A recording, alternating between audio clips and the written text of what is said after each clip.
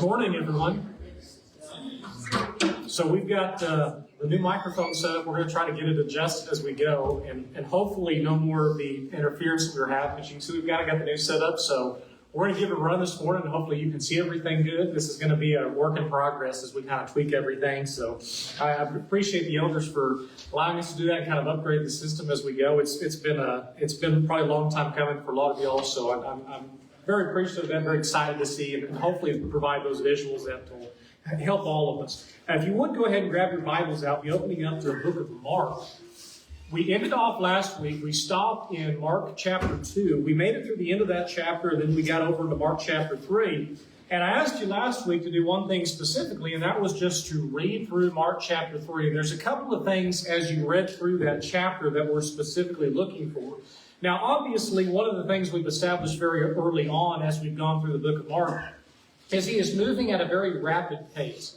And the irony in saying that is the only reason we say that he is moving at a rapid pace is because we compare him to the other gospel authors. And so we're looking at Matthew, Matthew, Luke, and John, and we're comparing those books to Mark, and we're saying, well, his is a lot more short and concise, but we could say they're just a lot more longer and provide different details. So Mark is getting to the point, he's establishing that the king is here, that the entrance is being made, and as we got through, one of the things we have been building towards is this controversy that we see brewing between Jesus and the Pharisees and scribes. That's the one thing that we continue to notice. That's the one thing that we continue to see building.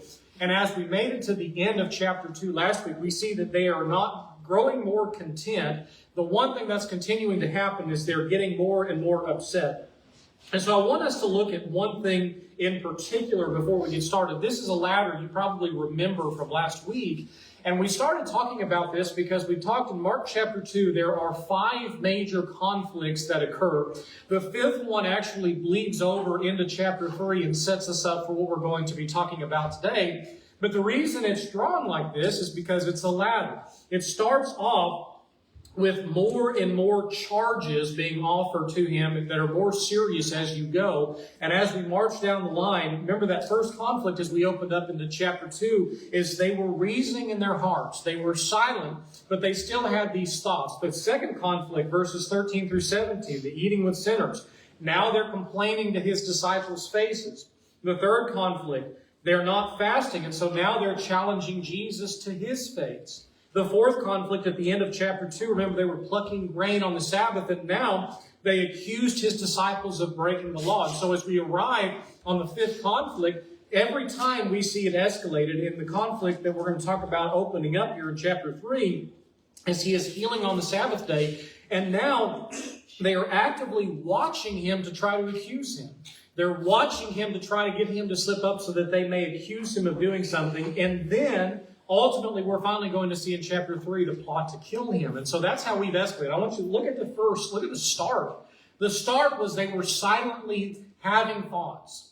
Well, by the end of the chapter, now they're ready to kill him. And so that's how fast these things have escalated whenever you consider the Pharisees. And remember, there's one thing I want to talk about, because as you open up into chapter 3, it's going to be dealing with the Sabbath again. And as you look at the Sabbath law in the first century, you remember in Exodus chapter 20, and this is a good thing if you want to write down in your notes, Exodus chapter 20, verses 8 through 11, is going to talk about resting on the Sabbath. It's also found in Deuteronomy chapter 5, but it never talks about what exactly is considered to be work. So the rabbis would go in and fill that silence, and they would come up with what we call the Mishnah. Now remember, when you hear what the Mishnah is not an inspired book. It is a book written by rabbis to do what they think is filling in the gaps and trying to add extra things on to the Torah, which is to the actual law of God. This is not inspired by God. And remember, one of the things we saw last week as we closed at the end of chapter 2 was that they are pointing to their own laws. They're pointing towards their own thoughts, as law instead of going back to the Bible. And so what they say is that no, you are not allowed to heal, you're not allowed to do anything that they're doing, you're not allowed to pluck grain. And Jesus' argument to them as we got to the end of chapter 2 was that you are taking this and you're using your own tradition and saying your own tradition is more important than God's law. And so that kind of leads us over into talking about chapter 3. Now there's one other thing that I want you to look at as we think about two groups specifically we're going to talk about this morning. How many times have we talked about and heard the word the Pharisees? Now, when you think about who the Pharisees are going to be a group of people that are very fiercely devoted to law and oral tradition. And that's going to be mainly what they're going to follow. If there's ever a question about the law, they are going to default to their own tradition. But they are very deeply nationalistic. They're very anti-Roman. They're very much anti-Herod because they would look at Herod, they would look at his position. Herod being a half-Edomite at this point, and he's propped up by the Roman government. And so they find a very strong hatred towards anything Roman, towards the leading figure at that time. But then the other group of that couldn't be further from the opposite. We're also introduced to a group in chapter 3 that's called the Herodians. And the Herodians are not a religious sect. They are a political party. And what the Herodians are is this idea of they're followers of Herod. They are a Herod-following faction. They're very much pro-Rome. They're very much loyal to Herod, and they're going to be very much loyal to Herod Antipas, who's going to be very important for us later, as he's the one that's going to behead John the Baptist. And so when you think about the Herodians are going to be extremely polar opposite of the Pharisees. They are very, very much comfortable with Roman power. They are committed to the survival of the Herodian dynasty.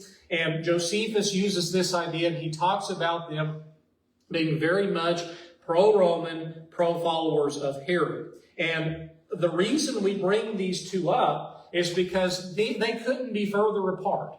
These are Republicans and Democrats, as we would say today. They are miles apart in their viewpoints and their ideologies, but the point is they're going to be aligned on what we're about to see in a second. They have a common enemy. At least that's what they're going to see later on. And so as we know these people, just know as those names are brought up, just know who we're talking about, what we know them for, what history tells us about them. So let's go ahead and get started here to chapter 3. And let's begin by looking at, now there's 3 scenes specifically in Mark chapter 3. And we're going to start with this first scene that takes place, which is going to be this withered hand. Now go to chapter 3, and let's read verses 1 and 2. It's talking about Jesus again as we open up into chapter 3. It says, "And he entered again into the synagogue, and there was a man there which had a withered hand. And they watched him whether he would heal him on the Sabbath day, that they might accuse him." All right, now just stop. That's 2 verses in. Now, real quick, what town is Jesus in? You remember back in chapter 2? Because he hasn't left there. So go back to chapter 2, Capernaum. And he's still there. And it says at the beginning of chapter 3 that he is there and he's going back into the synagogue. This is probably the same one that he's been in. It's probably the same one we already know about. He's going back to this place. And I want you to think about what they are doing. Now, whenever you see this man, this is a man that they were able to visibly see. And so in saying that, whenever you look at the word usage there in verse number 1, he has a withered hand. You and I, whenever you say the term withered, if you have a plant that withers up and dies, the same Greek word is used whenever you think about the fig tree, the fruitless fig tree. You see the same idea being noticed there, where it's withered up, it's dried up, it's died. And so basically this man has a body part that does not function, right? If you and I saw somebody with a withered hand, now, for those of you who work with your hands, and you notice if you go over into Luke's account, Luke chapter 6, verse number 6, talks about it being his right hand. Now, how important do you think it would be in that day and age to have use of your right hand? How important is it today to have use of your right hand? I mean, and this is a very right-hand dominant society, right? This is going to be something that's going to be detrimental to his life. He can't work. And so we would say that this man, we would probably look at it, maybe his hand is paralyzed, maybe he doesn't have any use of it. But people around us, friends and family, that have had problems, maybe they've broken arms, And how do you work cattle then, right? Or how do you swing a hammer then? It kind of takes away what you can do in your life. That's the man in the synagogue. And the man that has to have his wife help him button his shirt. This is a man that he's lost a major function. But I want you to think specifically there, verse 2. Who are they watching? Jesus. Now, who should they be concerned about, you would think? Well, this guy here is verse number 1. He's sitting there at the synagogue. He's in a very visible place. And so as you get over to verse 1, you'd say, well, maybe they're concerned about. Maybe that's who they're watching. Well, who are they watching in verse 2? They're watching Jesus. And why are they watching him? Because we don't have to guess. They're not just watching. Why are they watching him? Hold it against him. To hold it against him. They want to see if he is going to heal on the Sabbath. As Danny said, look at the very end of verse 2. They wanted to be able to have that accusation made against him so that they could go and do what ultimately? They want to get rid of him. That's where we're at, remember, as we talked about that tier, that ladder. We are made now to this fifth conflict, and now he is waiting. And so whenever Luke chapter 6, now Luke 6 is kind of the sister chapter to what we're reading here. Luke 6, and verse 6 talks about it being his right hand. The verse number 8 says that, and adds to this, that Jesus knows their thoughts. He's not walking into this blind. He's going into this knowing their thoughts, knowing what is going to be said. And so he walks up, he sees the trap, but what does he do in verse number 3 and 4? Keep reading. And he saith unto the man which had the withered hand, stand forth. And he saith unto them, is it lawful to do good on the Sabbath days, or to do evil? To save life, or to kill? But they held their peace. So, now I want you to think real quick what happens. Verse number 3. They're watching Jesus. They're waiting for him to trip up. Verse number 3, who is he talking to? He's talking to the man with the withered hand, and specifically tells him to do what? Stand up. Is he trying to hide what he's about to do? Is he ashamed of it? No, he's saying this is going to be as public as we can possibly see it. This needs to be seen. And so whenever you think about what he is doing, look at what he says in verse number 4. He gives them these options. Okay, is it lawful to do good on the Sabbath day, or to do evil? To save life, or to kill? Now, the question is brutal. What answer can they give that's going to be satisfactory to anybody? Yeah, you think about what they could do. He's backed them into a corner. They're upset and watching him. And remember, going back to verse 2, that's why I said pay attention to that, because they're waiting to see if he's going to heal them. And that's what they've got a problem with. And Jesus is asking, well, should I save them, or should I not? Well, what did they do at the end of verse number 4? What kind of answer can you give to that? They didn't say anything. It says they held their peace. And so whenever you think about this, so Jesus is about to save a man's life, livelihood, by being able to heal his hand. All the while, the Pharisees are plotting to do what? To kill him. That's the point we have arrived at. And we'll see that's not a guess. Now read verse 5, and you see the attitude here. And when he had looked round about on them, and look at the word it uses there. King James says, looked around about on them with anger, being grieved for the hardness of their hearts, he saith unto the man, stretch forth thine hand. And he stretched it out, and his hand was restored whole as the other. Now, this is the only place you will find in Mark's gospel where Jesus' anger is named, where it says that he was angry. And this word used for anger, he has wrath, he has feelings of indignation, we would say. Don't skip the feelings he's having here. So in verse number 5, it says he looked round about them with anger. Why? Because he's looking at their heart, and what does he see? Their hardness of heart, it says in verse number 5. And so he is looking from this. Is this anger flowing from him hating them? No. Why is Jesus angry at this point? Disappointed. That's a good way to put it. It's a sorrow as well, isn't it? He is frustrated. He's angry at them being so blind to the truth of who he is that they're refusing to see and they're refusing to drink. Now, I want you to think here on what that hardness of heart means. Whenever you think about the word hardness, I want to read this to you because this is really interesting.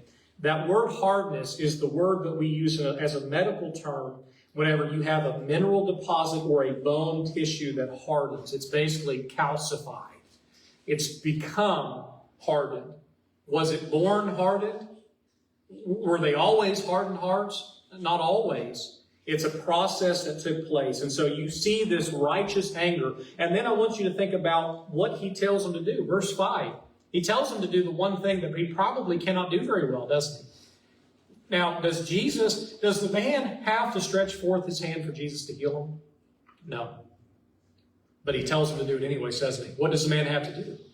He stretches forth his hand, and then there it is again at the end of verse 5. They're so mad. And here's that word. Remember these people we talked about a second ago. Whenever you go back and you're remembering back to these Pharisees and Herodians, now read verse 6. This is why we're talking about them. Verse 6, it says, "And the Pharisees went forth and straightway took counsel with the Herodians against him, how they might destroy him." Remember, these two people are not sitting on the same side of the table. They're sitting in their two different buildings as far as ideologies. Now, what are they doing in verse number 6? Now they have a common enemy. And now, as a result of what Jesus did and this man, as far as healing his hand, now they become obsessed with getting rid of it. Now, I want you to think about this. When it says straightway took counsel, when you and I would say that is right after that, sundown before the very same day, they're going to go there and they're going to try to find a way to kill him. Now, didn't you remember going back though a second ago? What was their problem in verse 2? The problem was working on the Sabbath, right? I don't know, what do you call that in verse 6? What are they doing? If I go to a meeting, we're usually working, right? Now they're meeting together. And so what they're doing is okay, but what Jesus is not doing. And so it's just the hypocrisy that we see. And so now, 3 chapters into Mark, and almost just barely 3, we're not even fully through chapter 3, what is now on the table for the Pharisees and the Herodians? Now they want to kill Jesus. Already we see looking down the road the cross.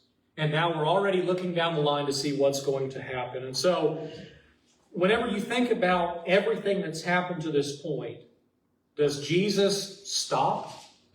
Is that enough for him to say that's enough preaching for today? Nope. And so what should it do for us? Any other thoughts through verse number 6? Okay, let's move on to our second scene. Now we're going to see, now there's 3 very distinct scenes. Remember in chapter 2, it was kind of a road you traveled down because you're going down this road of conflict. But now as we get over here into this second scene, you're going to see a lot happen and take place. And there's a lot of things that are going to happen here. So let's look over at verse number 7 and following. It says in verse number 7, "But Jesus withdrew himself with his disciples to the sea, and a great multitude from Galilee followed him, and from Judea, and from Jerusalem, and from Idumea, and from beyond Jordan, and they about Tyre and Sidon, a great multitude, when they had heard what great things he did, came unto him. And he spake to his disciples that a small ship should wait on him because of the multitude, lest they should throng him. For he had healed many, insomuch that they pressed upon him for to touch him, as many had plagues." Now, as you're reading through there, I want you to look specifically at verses 10 and 11. What are they wanting him for? Verse 10 says he's healing many. They're pressing on him to touch him. Verse 11 says, "And unclean spirits, when they saw him, fell down before him and cried, saying, Thou art the Son of God. And he straightly charged them that they should not make him known." Okay, so stop at the end of verse number 12. So Jesus withdraws, and he goes back to the Sea of Galilee, and partly because what's happening in verse number 7. You remember we were talking about where they were meeting in Capernaum as far as the location of the house. You have 50 people max there. In verse number 7, how many people are following him? I don't know how many specifically is a great multitude, but it's enough that they are pressing him to move outwards. And the idea, whenever it says that they are with him, whenever you read verse number 10, that they're pressing upon him, they're crushing him. This is what the word is. They're crushing him in a way that they are lunging. And what are they lunging to do according to verse 10? To touch him. Now, you think that'd be overwhelming? Imagine, and you're the center of it. They're pressing on him to touch him. And in verse number 9, what does he tell the disciples? You get ready just in case. You get a little boat ready, get a little ship ready just in case. And in chapter 4, verse number 1, we're going to see him use that. He's going to prepare that for later because it's going to become so overwhelming and so many there, he's going to be able to go back out on that boat and then teach them from off that. That's just how many people are following him. And so if you want to know, well, how many is the great multitude? I can't tell you a number. It's enough that Jesus is getting a boat ready because it's so overwhelming of a crowd as far as not being able to talk to everyone. And so he does that and takes it away. And look at the geography of chapter 3, verse number 8. Look at the places that we see there. So Mark is itemizing where the crowds are coming from. And where do we see them coming from? Well, we see them coming from Galilee. Well, what's Galilee? Galilee is kind of that home base of Jesus, isn't it? It's very much going to be mostly Jewish. It is going to be a Roman-occupied place. And then they're coming from Judea. Judea, that's that religious heartland. That's where the majority of the religious people are going to come from. And then they're coming from, specifically, it says Jerusalem. Well, who do you think's coming from Jerusalem? Well, the opposition, a lot of them, right? I mean, you have a lot of opposition probably coming from there. And then you have and Idumea, which is going to be what we call in the Old Testament, this is going to be ancient Edom. Which Edom, if we go back and remember who Edom is, the people of the Edomites, who are they descendants of? Do you remember? Esau. Now, I don't know about you. If you go through the Old Testament, is Esau an ally of Israel? Oh, probably not, right? There's a lot of conflict. There's a lot of problems. And Esau's family is going to be the ones that are dwelling over this place. Well, in 125 BC, so figure about 100 years before this is taking place, a little bit before 100 years, it was forcibly Judaized at this point. So it's kind of annexed into this territory, which the other side of that, we mentioned a minute ago, where did Herod's family come from? Well, there's a reason the Pharisees don't like him. They say he's half Edomite. So he's half part of these people of Edom. And so that's where you're going to see a lot of the Edomites come from, where Herod's family comes from. And then it says, beyond Jordan. And this is going to be the eastern territories. And then you have Tyre and Sidon, which is going to be Gentile cities. So if you were to ask the question at the end of verse number 8, how many different people are there following Jesus and wanting to be there with him? Everybody. You have north, south, east, west, Jew, Gentile, friend, and enemy. And they're all there to be around Jesus. And so he gives us this geography to show us that, look, this is going to be everybody. Now, that's interesting at the end of verse number 8, isn't it? Mark gives us a preview into something that's going to happen later. Tyre and Sidon, are they Jewish places? Are they Jewish people? No. Matter of fact, they're Gentile people. You think he is hinting ahead of what's going to be happening later? I think he does. The Gentile people are there from the beginning and included, and this is going to be all part of God's plan. And so as you get to the end of verse number 12, you see that he is charging them again and trying to let them know, don't tell anybody yet, the time has not yet come, but I do want you to read what happens in verse 11. In verse 11, whenever the unclean spirits see him, what do they say? Thou art the Son of God. Now, that's an interesting statement to be made if you're an unclean spirit or a demon or a person that are described there as followers of Satan. The followers of Satan, the demons, know that he is the Son of God, don't they? What do his own people who are supposed to be religiously following him say that he is? They'll say later here on in just a second, in chapter 20 or in verse 20 onward of this same chapter, that he is a worker of Satan. That's who he is. Well, the demons know better than that. And so they're going to admit what many of those who follow God's own law, I say that loosely, with their own interpretation, are going to fail to recognize. Which brings us to another interesting question, verse 11. Is knowing that Jesus is the Son of God enough? Is confessing that he is the Son of God enough? Well, we have one of two things that would be true then, and that's what James talked about in James chapter 2. Either it is the case that confession and belief is enough to the point that these demons are saved, or it takes more than faith and knowing who Jesus is and confession to be saved, doesn't it? There is more that must take place than just knowing and believing. There must be following after him in obedience, and that's where we draw that line. So let's go on down. Any other questions through verse 12? And don't be afraid to speak up if you have a thought or question here. So continuing on, we're still in scene number 2, but now we're going to transition over and we're going to go into the 12, over to the mountain scene. And so let's look in verse number 13. It says, "And he goeth up into a mountain, and he calleth unto him whom he would, and they came unto him." So the mountain is going to be, you're going to see this mountain motive quite frequently in Mark. As we go through Mark, you're going to see this, he's going to go and he's going to be in a lot of mountains. As we see here in verse 13, he's calling the 12. In chapter 6, verse 46, he's going up into the mountain to pray. Chapter 9 and verse number 2, you have a mountain where the transfiguration takes place. And then chapter 13, verse 3, you have the Mount of Olivet discourse. And so whenever Moses goes up onto the mountain, what mountain does Moses go up on? You remember? You know the name of it. Don't be afraid to say it. Sinai. So he goes up onto Sinai, and what does he bring down from the mountain? He brings down the law, doesn't he? And he brings down what you and I are going to call the old law. So Jesus now in verse 13 goes up into an unnamed Galilean mountain that we see here, and he is going to bring down with him 12 men. He's going to bring down with these 12 men. In Luke 6, verse 12, remember that's the sister chapter, what we're reading here in Mark 3, says that Jesus prayed all night beforehand. So this is not a random encounter. And then what does he do in 14 and 15? It says that he ordained 12 that they should be with him and that he might send them forth to preach and to have power to heal sickness and to cast out devils. All right, so stop at the end of verse number 15.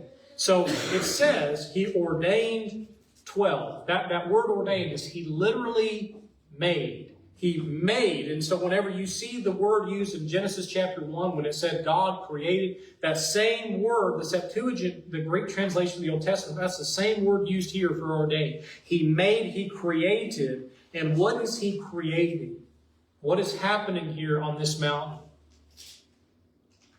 Do we see the new law beginning to be formed? The new way beginning to be formed. So Moses went on the mount. He brings down the 10 commandments. Jesus goes on the mount. He's bringing down with him these 12 men. And I want you to see in verse 14, there's 3 things there that they are told to do. What is the first thing that they are told to do in verse 14? Preach. Right before that, he ordains them, and then what do they have to do? Be with him. So they have to do, in order, before they preach a sermon, they have to share the road with him, don't they?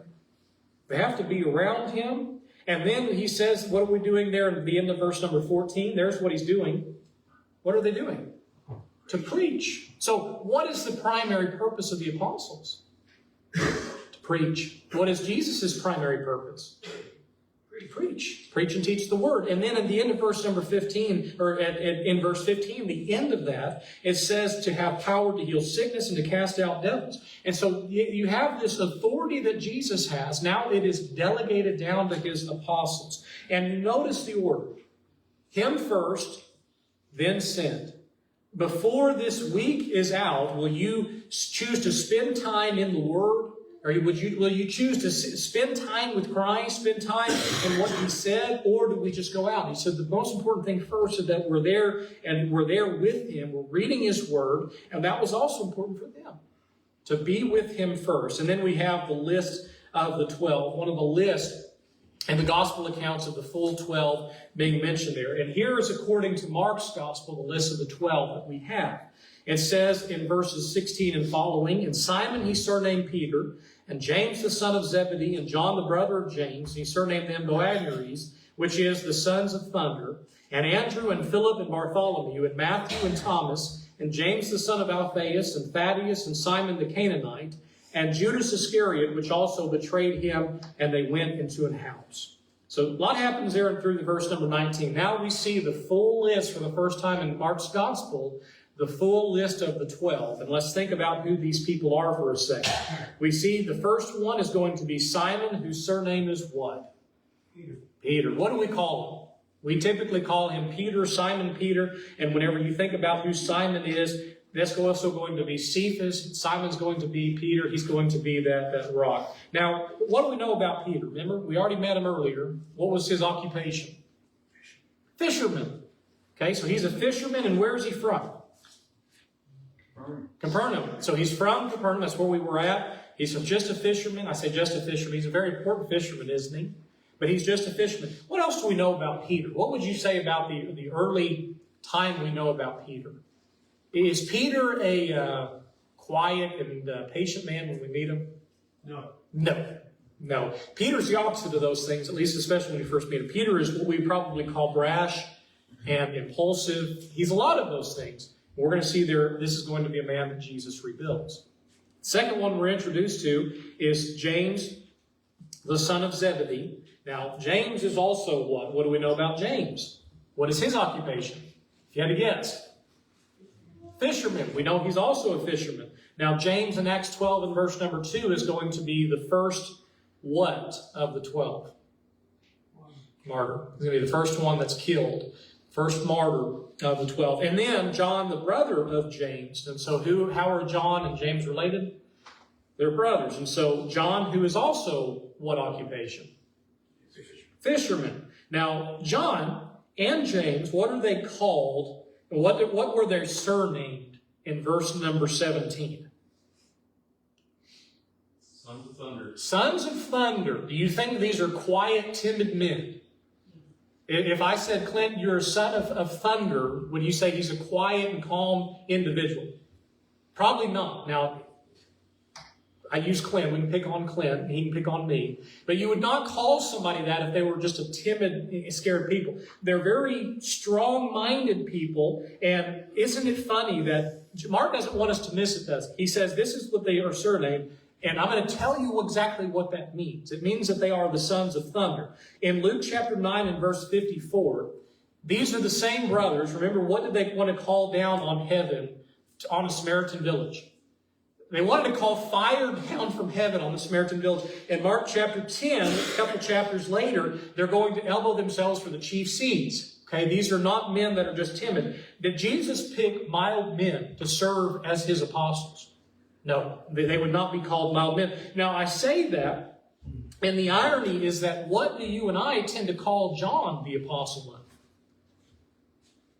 Well, John's typically called the apostle of love, isn't he? And so John will also be, what else do we know about John? Well, he's got a gospel that he's written, doesn't he? But you see 3 letters there, and then what else do we see? What is John also the author of? Revelation, that's right. And so John, going to be very important later, he's also the son of James. And then a little bit later on, verse 18 gives us the name of Andrew. Now, who do you remember Andrew as? Andrew is whose brother? Peter's brother. And Andrew, who's responsible for doing what? Bringing Peter to Christ. We find that out in John chapter 1. He's the one that brings the boy with the loaves in John 6:8. He is the one that introduces. We need Andrews in our life, people that will introduce others to Christ. We have Philip from Bethsaida there. We have him as far as him bringing Nathanael. That's what we know about him. But we're given an interesting name in verse number 18. We're given a name, Bartholomew. There's one name missing on this list, and we have it mentioned up there. Bartholomew is also called what in the other apostle names as we see them through the Gospels? See his name given there as Nathanael. So whenever you see those two individuals, they're not two different individuals. They're going to be the same person. The other one and the next one, we were introduced to him a little bit earlier. How about Matthew? Now, Matthew's name is also what according to Mark 2:14? Levi. And what is Levi or Matthew's occupation? Tax collector. So far, who do we have? We have fishermen. We have tax collectors. We have the sons of thunder. And then you have Thomas, who we know Thomas for usually one thing. He's known for more. What do we know him as? The doubter. And then you have James, the son of Alphaeus. Mark 15:40 calls him James the Less. Now, that's not meaning there it's probably less important. Probably meaning less in stature or something to do with that. And then you're introduced to Thaddeus, who is also, we see there, going to be referred to and sometimes given that surname of Lebbaeus, which happens in Luke chapter 6, verse 16. And then the guy at the very end of verse 18, I'm going to give you a little bit of information about him. So the King James puts him as Simon the Canaanite here. Now in Luke 6 and verse 15, it calls him Simon something a little bit different. Remember what it calls him there? Simon the Zealot is typically who we refer to him as. Now, a zealot is referring to one particular thing in how we use the word, but the zealots are obsessed with one thing. They want to overthrow the Roman government. They want to overthrow and get rid of everybody that is related to the Roman government, that is around them.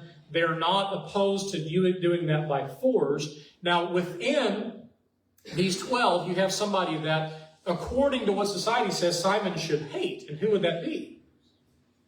Well, probably the same guy collecting taxes for the Roman government, wouldn't you? I mean, they probably don't get along very good outside of this. Look at who Christ brings together. And then finally, before we run out of time, we're introduced to verse 19, to Judas Iscariot, which the word Iscariot is most likely talking to him being a man of Kerioth. That's a town in southern Judea. That's mentioned in Joshua 15 and verse number 25. Now, the interesting thing about that is you have 11 Galileans and one Judean mentioned there. That one Judean is the one who betrayed him.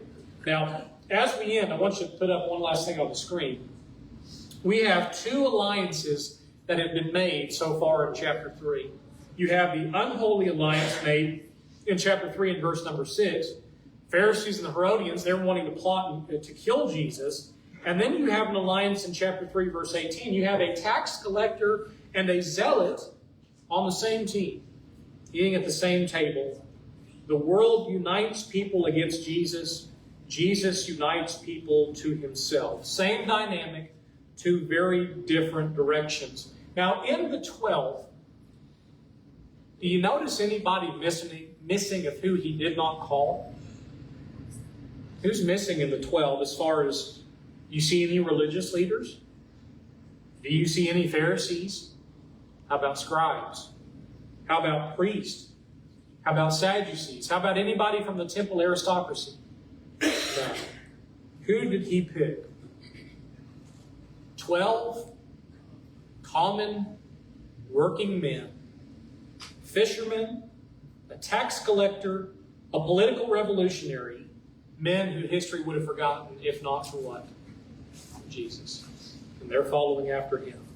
And so I want to end and close with this. If you've ever felt like you're not the right kind of person that can be useful to the Lord, read those 12 names again. And let's remember who Jesus brings together. All right, stop here at the end of verse 19. We'll finish this third scene next week as you get into the end of the chapter. So go ahead and get a chance and read verses 20 through 35. Be a good chapter for next week. Appreciate you all. Maybe we'll get into chapter 4, so if we do, go ahead and read that. But we'll take a break for a second before we begin our worship. Appreciate you all.